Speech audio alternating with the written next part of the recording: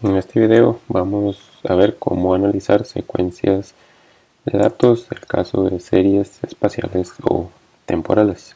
¿Qué datos de tiempo-espacio podemos tener? Pueden ser de tres tipos dependiendo de la escala en que se encuentran los datos. Podemos tener escala de tiempo grandes, donde pasan miles, millones de años. Podemos tener una escala de tiempo pequeña o de espacio pequeña, donde se registra de manera muy continua, y escalas de tiempo intermedia de 1 hasta cientos de años. Esos son datos históricos recientes. ¿Okay?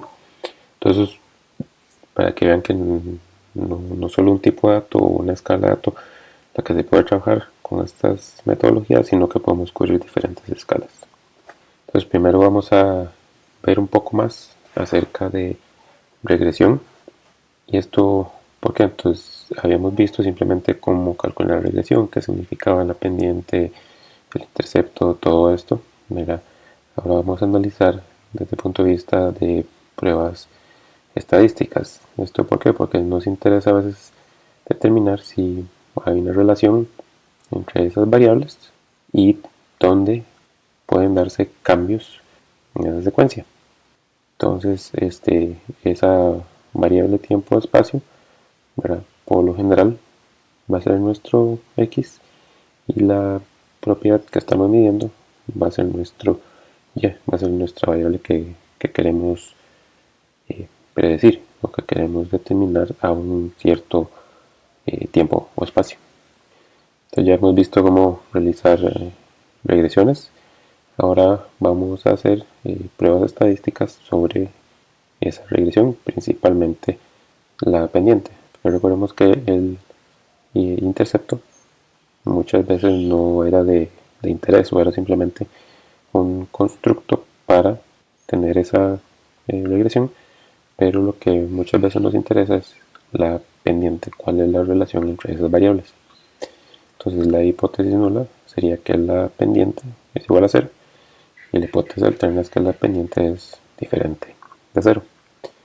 Aquí les presento esta tabla y qué significa cada uno de esos sumas de cuadrados y todo, que va a ser muchas veces el resultado, y ya lo hemos visto un poco, el resultado de un modelo de regresión lineal. Y esto no es más que un tipo de ANOVA, digamos, si no es necesariamente un ANOVA, pero el resultado es de esa tabla tipo ANOVA, donde lo que vamos a tener es un estadístico f al final que nos va a determinar si es significativo o no. Entonces el ejemplo que tenemos es de humedad contra profundidad. Entonces ven aquí que los datos están siendo recolectados cada 5 pies en este caso, y se mide la humedad a diferentes distancias. Entonces queremos determinar si hay una relación, y si de esa relación de qué forma es. Calculamos, hacemos nuestra regresión y nos va a dar un f de 23. Vamos a verlo cuando veamos la parte de R, cómo hacerlo. Pero también, si se acuerdan, cuando vimos un poco acerca de regresiones, vimos ANOVA, vimos la estadística F aparecía dentro de ese resumen de, de mi modelo de regresión lineal. Entonces ese es precisamente este F. Estoy determinando, en el caso más básico, si lo comparo con un modelo donde no hay pendiente, donde la pendiente es 0, si es un mejor modelo o no. ¿Okay? Ese es el caso básico de una regresión lineal simple. Entonces, ¿cómo determinamos aquí? El F crítico sería 5.99. Entonces, en este caso, el F es mayor que el F crítico, se rechaza H0 y se concluye que la pendiente es significativa. Hay una relación entre la profundidad y la humedad de la muestra. Ahora ustedes pueden fijarse en la figura y dicen, bueno, eso tal vez podemos modelarlo con un ajuste cuadrático, polinomial. Entonces eso también vamos a ver que podemos hacer comparación de modelos. Esto lo hacemos cuando estamos comparando diferentes modelos sobre el mismo set de datos.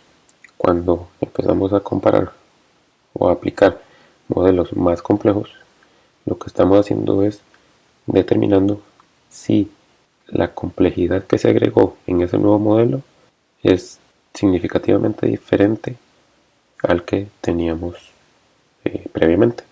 Entonces, en el caso de una regresión polinomial, en un ajuste cuadrático, lo que estamos haciendo es determinando si el incremento en el ajuste por el nuevo término es significativo o no. Si no es significativo, quiere decir que este término cuadrático polinomial que acabamos de agregar a nuestro modelo no aporta nada y sería lo mismo que analizarlo como un modelo lineal. Y en este caso siempre debemos de revertir al modelo más sencillo. Entonces si el modelo de regresión lineal nos dice que es significativo y el modelo de regresión polinomial o cuadrático nos dice que no es significativo, entonces para qué voy a usar una información extra que no me está agregando nada si tengo un modelo más simple que me lo explica. Si analizáramos esos datos que teníamos antes como un modelo cuadrático, entonces el f para el incremento en el ajuste es de 84,58 y eso comparamos con un nuevo f crítico que da 3,81. Entonces rechazamos la hipótesis nula y decimos que la adición del término cuadrado es significativo y contribuye a la regresión. Eso lo vamos a ver cuando veamos la parte en R, pero vemos claramente que uno podría visualmente decir que sí, que un modelo más parabólico, con más curvatura, va a tender a ajustarse mejor a esta serie de datos que una simple regresión lineal. Autocorrelación. Aquí la idea es determinar si hay ciclos, patrones o tendencias. Entonces la autocorrelación es lo que el nombre dice, similitud, autocorrelacionando una muestra con ella misma, pero lo va a hacer de una manera muy particular. Para este caso, las muestras tienen que ser tomadas a intervalos regulares. Entonces este es el caso donde ocupo similar al anterior. Para el anterior no es necesario, pero para este sí es completamente necesario que mi observación esté siendo registrada en intervalos iguales.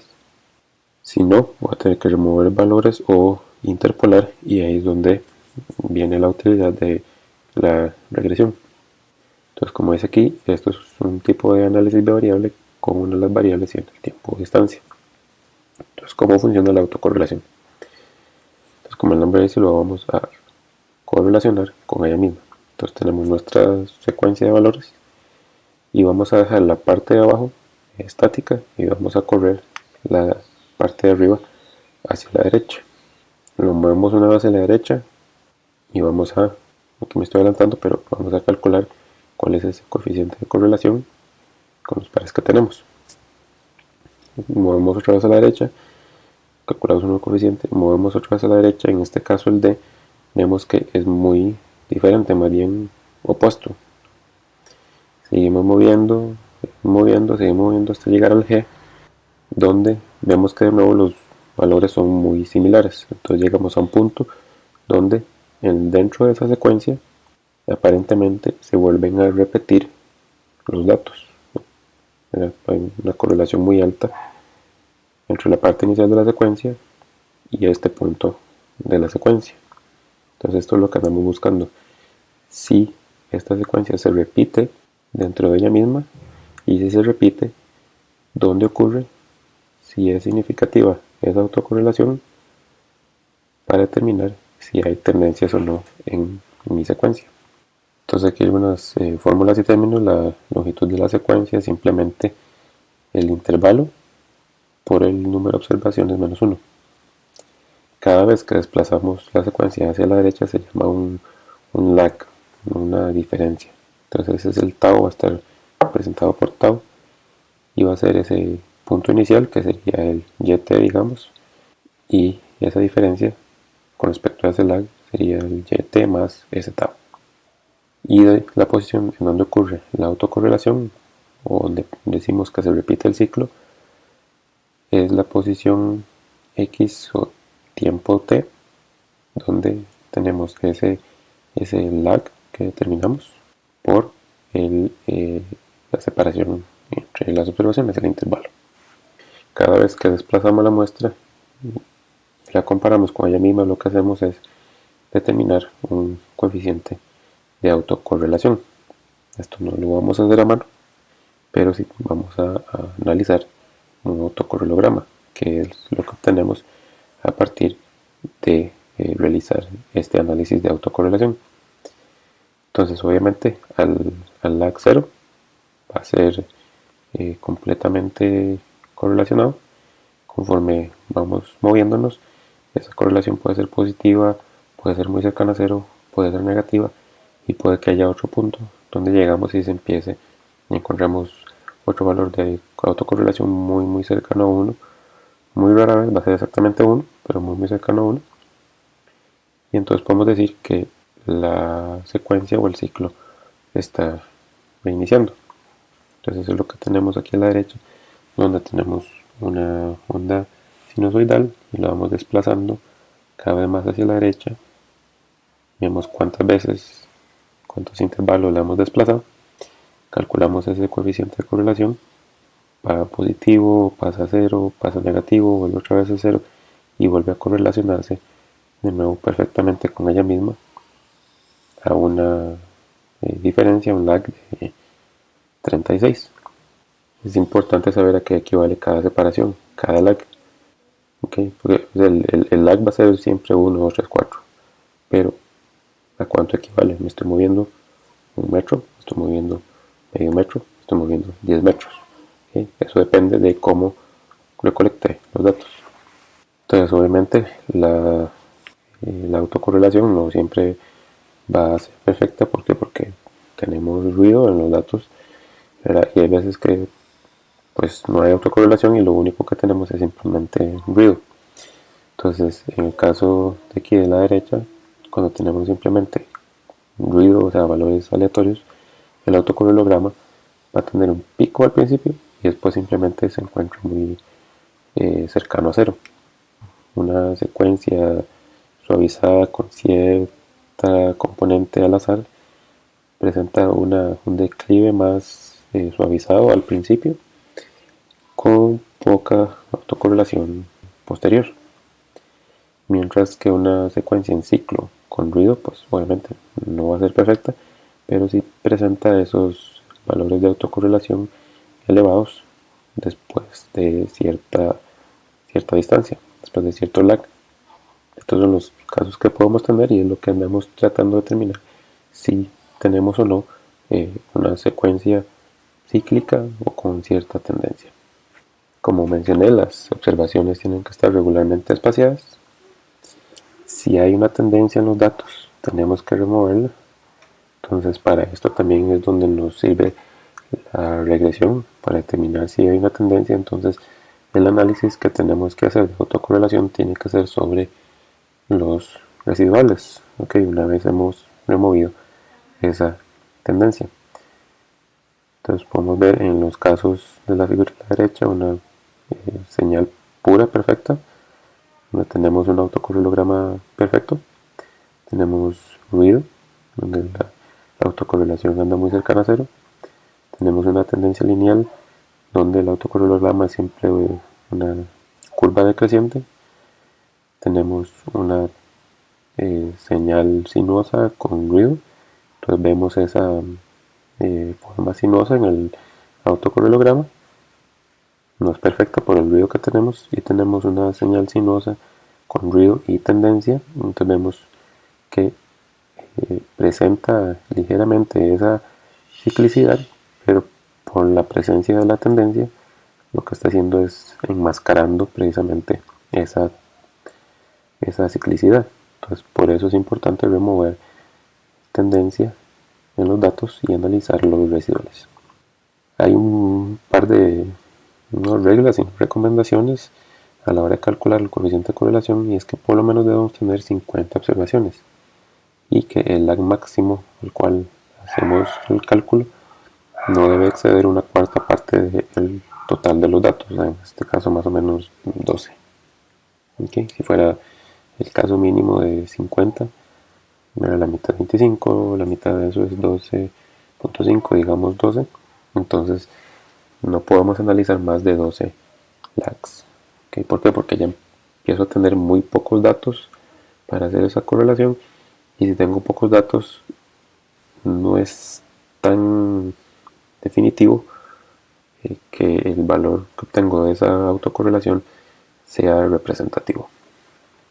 Tenemos la prueba de significancia de autocorrelación, donde vamos a determinar un cierto lag, a ver donde encontramos nuestro valor máximo, y vamos a ver si a ese lag podemos determinar que la secuencia es aleatoria o no, se presenta cierta ciclicidad. Entonces lo que vamos a hacer es una prueba Z con un estadístico Z modificado, donde ese R tau es el coeficiente de correlación al lag, los cuales creemos es donde se empieza a repetir la secuencia, y ese tau es precisamente ese lag, esa posición. Entonces tenemos aquí una serie de datos donde tenemos nuestro tau, nuestro lag, nuestro coeficiente de correlación a ese lag, y ese coeficiente de correlación mostrado en la figura. Entonces aquí observamos que a un lag de 11 obtenemos el mayor coeficiente de correlación, que nos da 0.1. O sea, eso ya vemos que, si recordamos el tamaño del efecto de una correlación, 0.1 era pequeño o bajo. Entonces calculamos nuestro Z, cuál es nuestro coeficiente de correlación a ese lag, 0.107.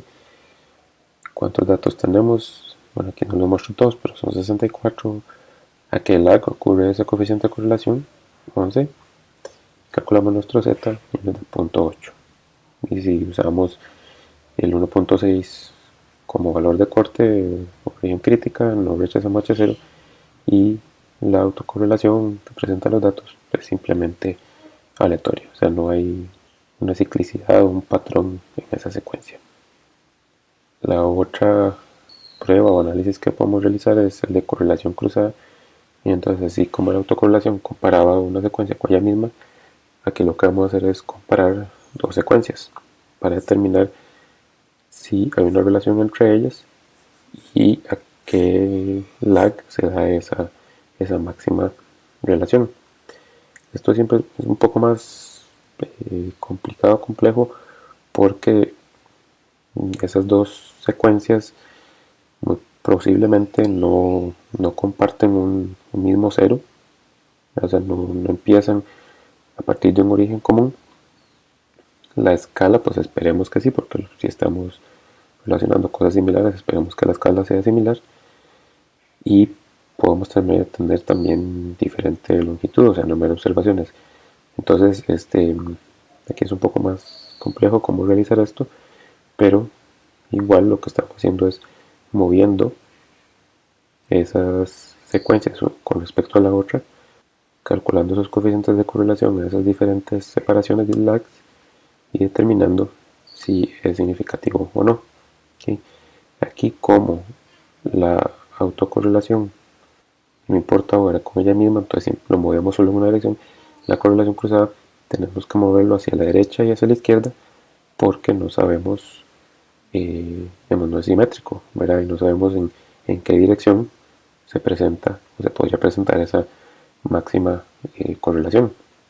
Entonces eso es lo que está ejemplificado en estos correlogramas cruzados, donde vemos en el primer caso de la izquierda la incidencia de temblores después de inyectar agua en pozos, y el gráfico de la derecha o el correlograma de la derecha, cambio en la salinidad del agua al interactuar agua dulce con agua salada.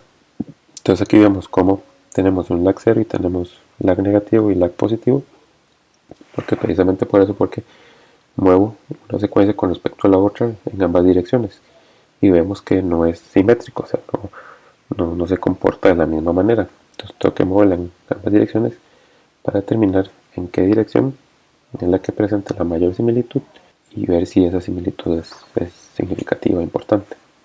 La prueba de significancia de correlación cruzada, igual vamos a hacerlo con respecto al coeficiente de correlación a un lag específico, y en este caso, como hacemos una prueba T, los grados de libertad va a ser igual al numerador de la raíz. Entonces, si vemos el gráfico de la derecha, vemos que la mayor correlación se da después de un mes positivo, ¿sí? Entonces, después de que se inyecta el agua, hay una correlación positiva con la ocurrencia de temblores. Ese coeficiente de correlación nos da 0.62. En total tenemos 44 datos. A que lag ocurre ese coeficiente de correlación a 1. Vea que aquí un lag equivale a 1. ¿Okay? No siempre va a ser ese caso. Aquí es donde les digo que tiene que ser importante determinar esa diferencia. Calculamos nuestro t, nos da 5.06. ¿Y cuál sería nuestro estadístico crítico? Sería el t al alfa medios. En este caso uso el 0.975 para que sea positivo. Con 41 grados de libertad me da 2.02. Entonces, claramente mi estadístico es mayor que el crítico. Entonces rechazamos H0 y hay una relación entre la inyección de agua y los sismos con un desfase de un mes. Aquí es donde esta parte final de la interpretación ocuparíamos saber a cuánto equivale un lag, porque digamos aquí equivale a un lag es un mes, pero ¿qué pasa si aquí cada lag hubieran sido 15 días? Entonces siempre el lag al cual ocurre el mayor coeficiente de correlación sería 1, pero la diferencia y en términos ya de escala de nuestros datos, en donde ocurre esa mayor correlación, no sería un mes, sino serían 15 días. ¿Okay? Entonces por eso es importante saber la escala de mis datos y a cuánto equivale cada lag. Entonces con esto terminamos la parte de secuencias de datos. En esta sección viendo un poco más acerca de inferencia sobre regresiones y viendo los conceptos de autocorrelación y correlación cruzada.